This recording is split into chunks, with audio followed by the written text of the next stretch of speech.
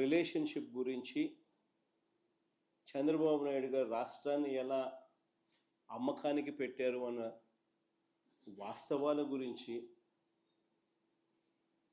ఏకంగా రేవంత్ రెడ్డి గారు అన్న మాటలు నిజంగా ఇది చూసిన తర్వాత ఒకసారిగా రాష్ట్ర ప్రజలకు అందరికీ కూడా, రైతన్నలందరికీ కూడా, మరీ ముఖ్యంగా రాయలసీమ,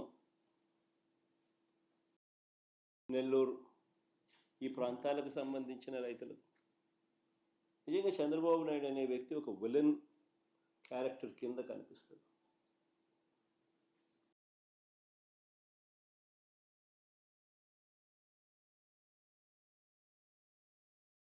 ఆ కుర్చీలో చంద్రబాబు నాయుడు గారు ముఖ్యమంత్రిగా కొనసాగుతూ తన సొంత రాష్ట్రాన్ని ఏ రకంగా తాకట్టు పెట్టాడు, రాష్ట్ర ప్రజలను తన స్వార్థం కోసం ఏ రకంగా తాకట్టు పెడతా ఉన్నాడు అన్నదానికి రేవంత్ రెడ్డి స్టేట్మెంట్లు సాక్ష్యాలు. నిజంగా బహుశా భారతదేశ చరిత్రలో ఇలాంటి చరిత్రహీనుడు బహుశా ఎవరు ఉండకపోయి ఉండొచ్చు.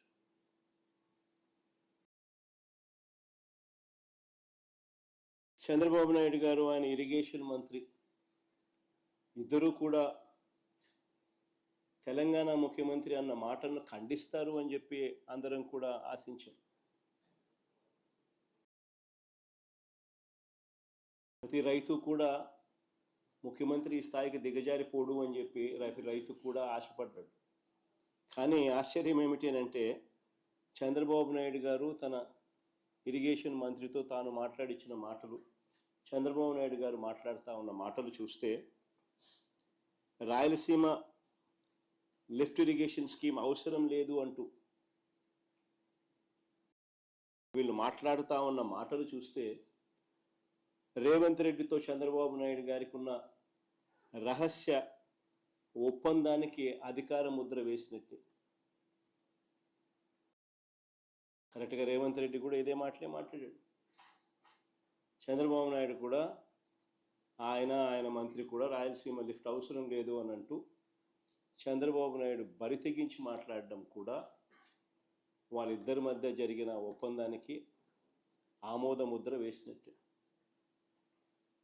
అధికార ముద్ర వేసినట్టే. స్వలాభం కోసం ప్రజలకు ఎంతటి ద్రోహమైనా కూడా, ఎంతటి మోసమైనా చేయడానికి చంద్రబాబు నాయుడు అనే వ్యక్తి వెనకాడడు. తన స్వార్థం కోసం పిల్లనిచ్చిన మామను ఎన్టీ రామారావునైనా వెన్నుపోటు పొడుస్తాడు. తన స్వార్థం కోసం చంద్రబాబు నాయుడు జన్మనిచ్చిన సీమను కూడా ఏమాత్రం హెసిటేట్ చేయకుండా వెన్నుపోటు పొడుస్తాడు.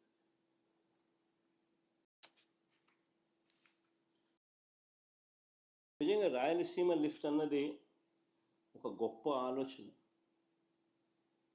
ఒక గొప్ప ఉద్దేశం ఈ రాయలసీమ లిఫ్ట్ ప్రాజెక్టు వెనకాల ఉన్నమాట.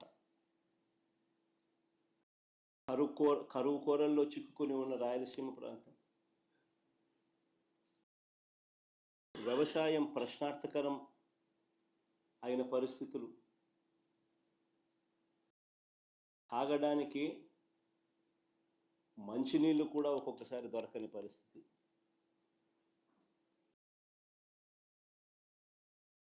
ఇలాంటి ప్రాంతానికి ఈ రాయలసీమ లిఫ్ట్ అన్నది ఒక ఇన్సూరెన్స్ పాలసీ మాదిరి.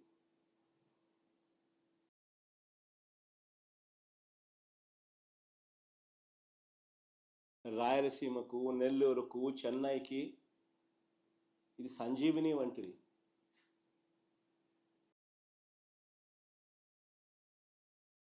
ఒకసారి వివరాలు చెప్తాను. అసలు అందరూ కూడా ఆలోచన చేయమని చెప్పి కోరుతా ఉన్నాను. ఎందుకనంటే ఇది ఆలోచన చేయదగ్గ అంశం కాబట్టి. Srisailam full capacity level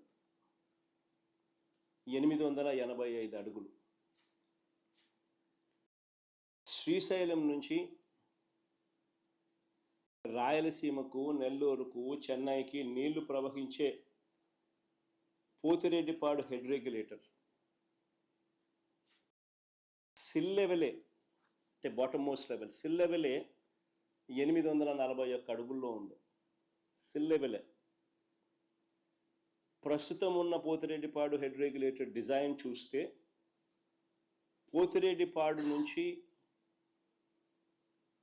full discharge capacity 44 క్యూసెక్ల నీళ్లు కిందికి రావాలి అని అంటే నీళ్లు శ్రీశైలంలో 881 అడుగులు ఉంటే తప్ప ఫుల్ డిశ్చార్జ్లో 44,000 క్యూసెక్స్లు డిశ్చార్జ్ కిందికి రావు. నీళ్లు 841లో కేవలం 2,000 క్యూసెక్లు డిశ్చార్జ్ మాత్రమే బయటకు వస్తాయి. 854కు పోతే కేవలం 7,000 క్యూసెక్లు మాత్రమే డిశ్చార్జ్ బయటకు వస్తుంది. పోతిరెడ్డిపాడు ఫుల్ డిశ్చార్జ్ కెపాసిటీ 44,000 క్యూసెక్లు బయటికి రావాలి అని అంటే 881 అడుగులకు పోతే నీళ్లు ఉంటేనే సాధ్యపడుతుంది. Srisailam full capacity level 885.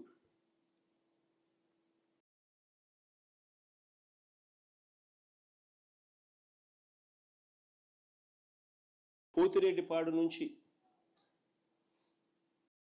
దాదాపుగా 101 టీఎంసీలు కేటాయింపులు ఉన్నాయి మనకు.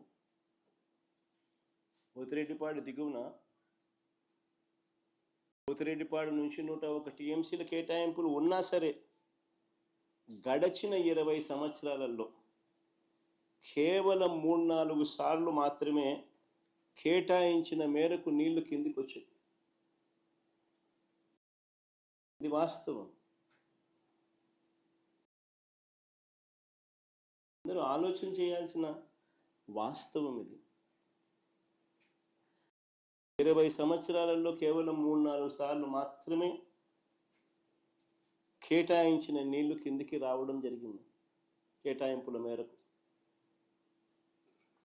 ఇలాంటి దుర్భరమైన పరిస్థితిలో ఇప్పటికే ఒక వైపున ఉండగా మరోవైపున 2015లోనే, అంటే ఇక్కడ చంద్రబాబు నాయుడు గారు రాష్ట్రం విడిపోయింది, ఇక్కడ చంద్రబాబు నాయుడు గారు ముఖ్యమంత్రిగా ఉన్నారు, అక్కడ తెలంగాణ ప్రభుత్వం అటువైపున 2015లో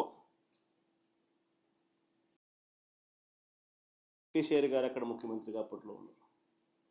కల్వకుర్తి లిఫ్ట్ కెపాసిటీని 25 టీఎంసీల నుంచి 40 నుంచి 50 టీఎంసీలకు పెంచాడు. పెంచడానికి శ్రీశైలంలో 802 అడుగుల నుంచే నీళ్లు డ్రా చేయడానికి పనులు చేపట్టారు. 802 అడుగుల నుంచి నీళ్లు డ్రా చేయడానికి పనులు మొదలుపెట్టారు అక్కడ తెలంగాణ గవర్నమెంట్.